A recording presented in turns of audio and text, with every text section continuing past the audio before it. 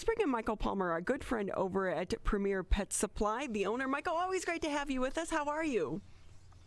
I'm great. Thank you. Thanks so much for having me. So there are so many dogs at the beach right now. Everyone is taking their pooch over to the beach. Great way for them to cool off. But we also are a little bit concerned about, having your dog on the water. What should people know before taking their pet into the water? Because I'm sorry, she was a lab. She's part lab, we think. We haven't done a DNA test. That's what they told us at the rescue. We don't know. But don't labs automatically know how to swim? It's funny that you say that because, yes, absolutely. And most dogs do have a natural instinct to know how to swim.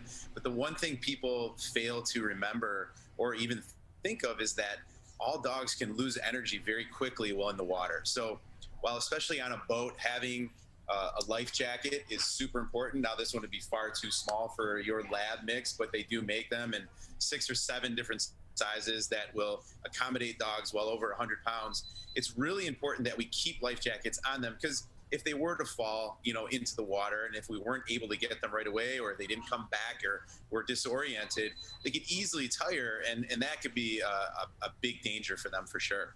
Hey, Michael, you were reading my mind here, just so people know we didn't really pre-plan that. But so because we've been trying to find a life jacket big enough for, what should people look for when trying to get a life jacket for their dog?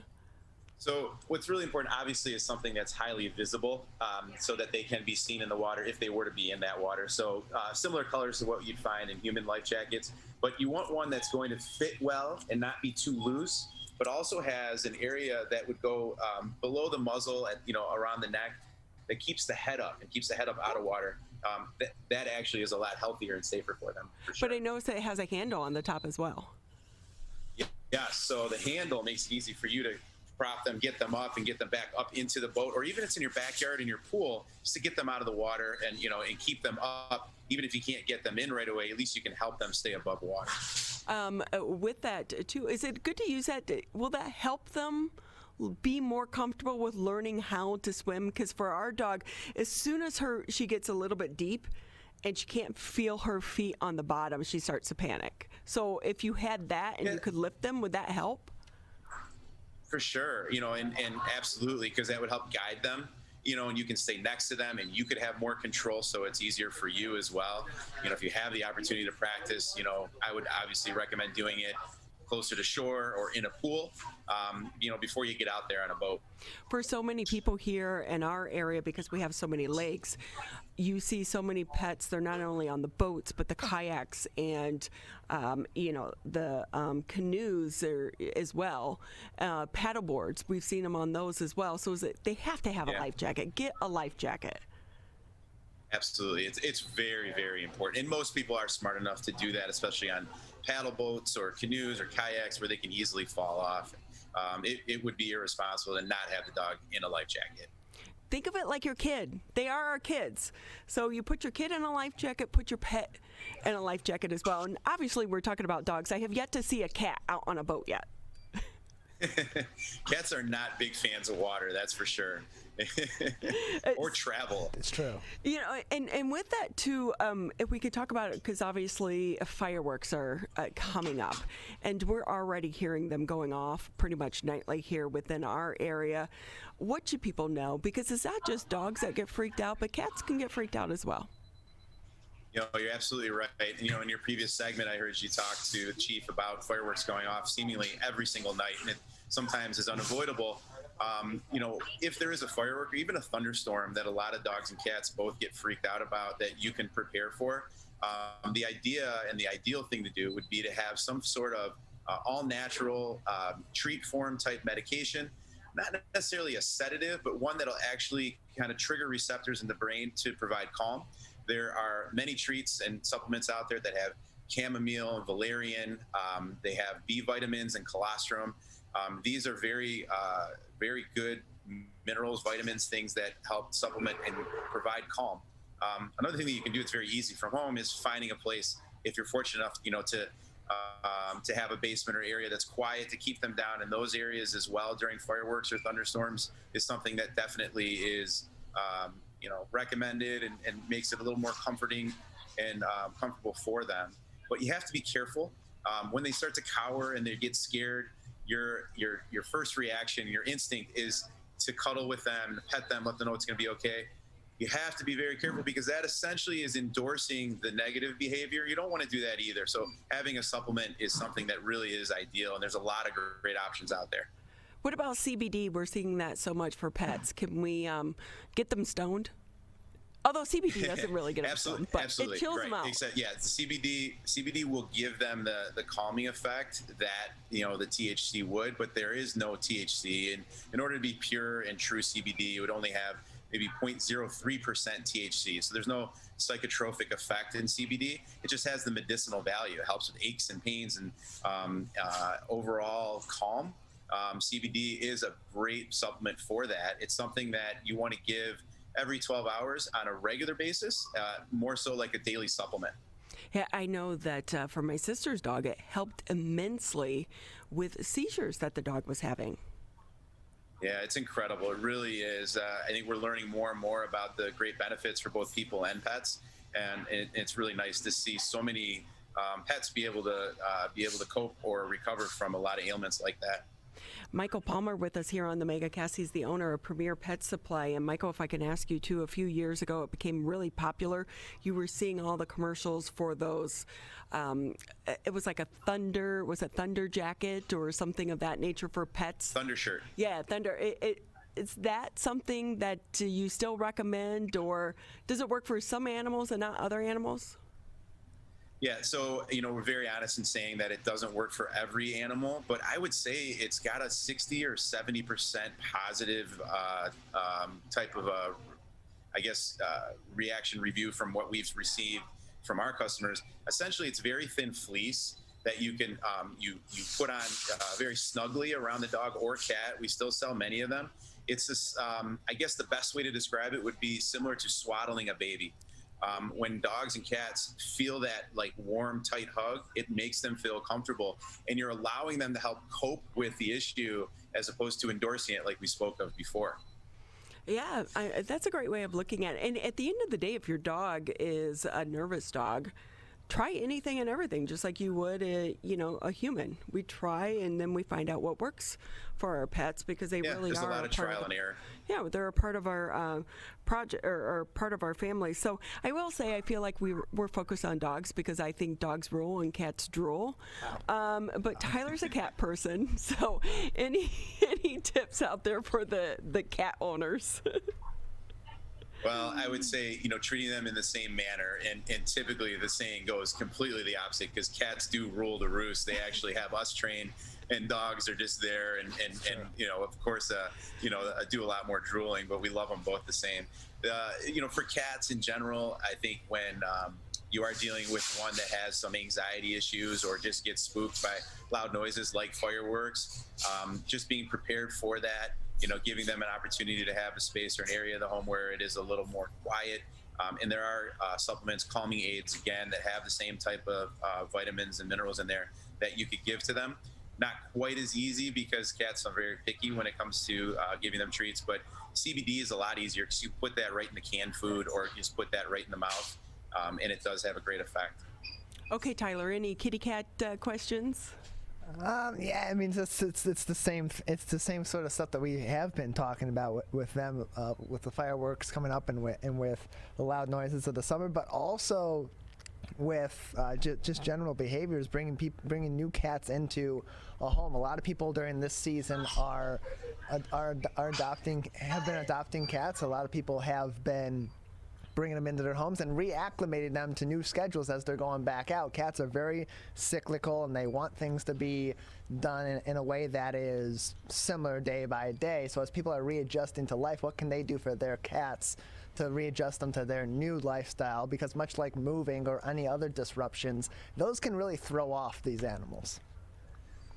Absolutely. I mean, you could leave the house for 2 days out of the week, and that takes them off of their schedule, and they could rebel and not be happy with you and start to have behavioral issues. But you're absolutely right.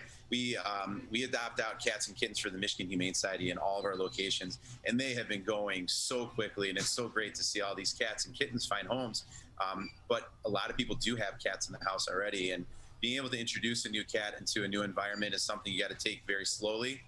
Having them separated and let them kind of communicate and talk underneath the door, let them, get in, the smells in the air and get situated with one another, and then gradually introducing them over a course of many days is very important. It's always smart to keep things as consistent as possible with your cats, keeping the litter box in the same spot, trying not to disrupt, the typical flow. But they're a little easier going, than our dogs are, because, that's when, we start getting back to normal behaviors and going back to work and leaving the house for longer periods of time. The cats pretty much do a good job of taking care of themselves and being independent.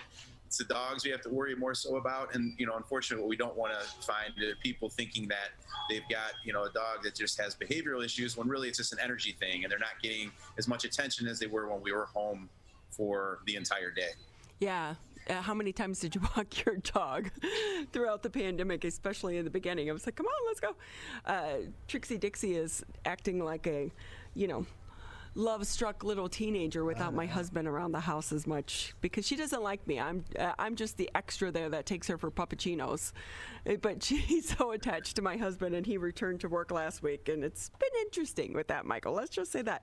Hey, I noticed yesterday in Sylvan Lake, I think I saw one of your cars. So with the pandemic, or coming out of the pandemic, they were delivering food. I think it said delivery on it. Cute design, by the way. Are you going to keep that up? Is that here to stay along with curbside service? Absolutely. It was one of those things that we had planned on doing prior to the pandemic. We were about a month away from launching, and I was really excited because I thought I was going to be the first pet supply retailer in Metro Detroit to offer curbside and delivery. Well, of course, now everybody's doing it, and it's just become a way of life. And, admittedly, there's, the Chewy.coms and the Amazons that provide these services, and it's becoming a part of people's everyday. And, what we're doing is we are doing local delivery within 10 miles of any of our locations for free if the order is over $25. We also have a promotion for anyone that sets up their first auto order on our website, premierpetsupply.com. They get 30% off. We're trying everything we can to kind of get people and implore them to support local. The big guys do a good job, and I wouldn't knock them at all, but we can also provide the same services, the same selection, very competitive pricing, and you'd be supporting local and keeping your money local. So we are going to continue. I'm a delivery boy now and will be for life. I've got the the signs on the side of my truck, and I did 3 deliveries this morning. I got a couple more I got to do later today. With that too, I know it can be a little bit challenging. Like, we get the Chewy.com coupons in the mail, and then the ads pop up. Like right now, I think they have a dog puncture resistant raft that they're promoting as well.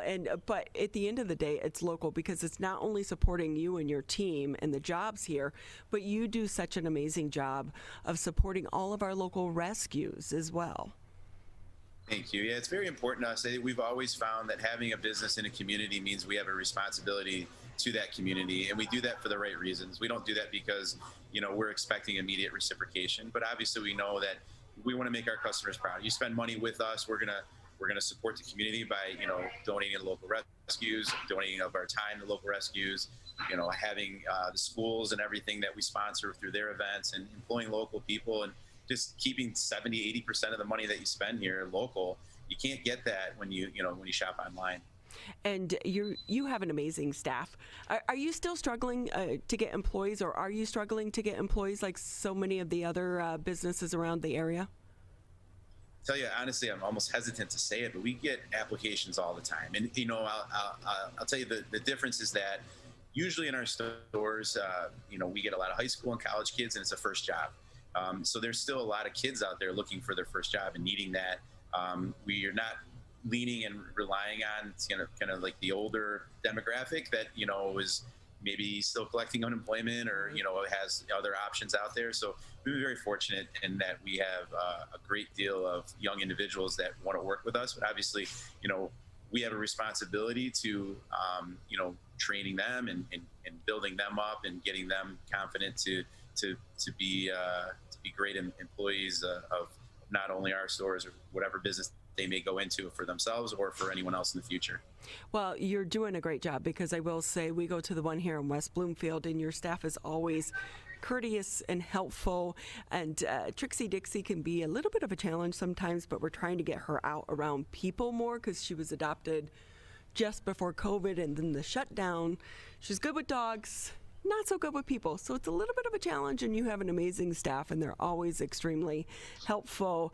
And with that, again, Michael Palmer with us, the owner of Premier Pet Supply. I know you have several locations throughout the area.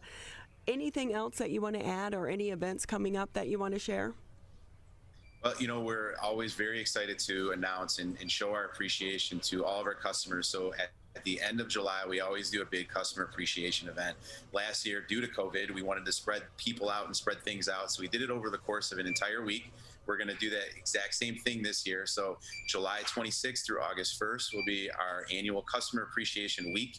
20% off everything in the store, no limits, no exclusions, for in-store purchases only. But it's a fun week and our way of just showing our thanks and giving back to our customers. How many pets do you have? So we have our dog, Frankie, who we adopted from the Michigan Humane. I've got a python named George that my son takes care of. And then we have an aquarium with lots of fish. Oh, how fun is that, though? It really is. Do you get to bring your dog into work? I have from time to time, but she is very energetic and does not like to sit still. So I'm constantly moving her and on the move, and it's hard to manage her when I'm at work. Well, but she gets lots of attention and love when I get home. There you go. Michael Palmer with us again. He's the owner of the Premier Pet Supply. How many locations do you all have now? We've got 9 locations, and we're excited. We're building a store in downtown Detroit, and we're also got a couple going, one in Riverview and one in Westland coming up here towards the end of the year. With all the raw material shortages and labor shortages, things are taking a little longer than I had hoped, but we're going to get those stores open hopefully by the end of this year. Look at that, still expanding in the middle of a pandemic, but I will say, too, it's like the cost of lumber and building right now is insane. A lot of aspects, but you know what? We have got a great thing going. We got great support locally from the community. We're so fortunate to do that, and we're just going to keep moving forward as if this pandemic thing never happened, and we're going to think positive. Well, that is so great to hear. Michael Palmer with us again, owner of Premier Pet Supply. If you haven't been by, stop by. I know that it can be easy to order from Amazon or Chewy or one of these other ones, but why not order online? It's just as easy to order online now from a local company. You're helping support people right here in our community, but also supporting so many of the dogs and the animals and the rescues that they help here. Again, Michael, we so appreciate your time. Thank you so much for having me. You guys have a great day.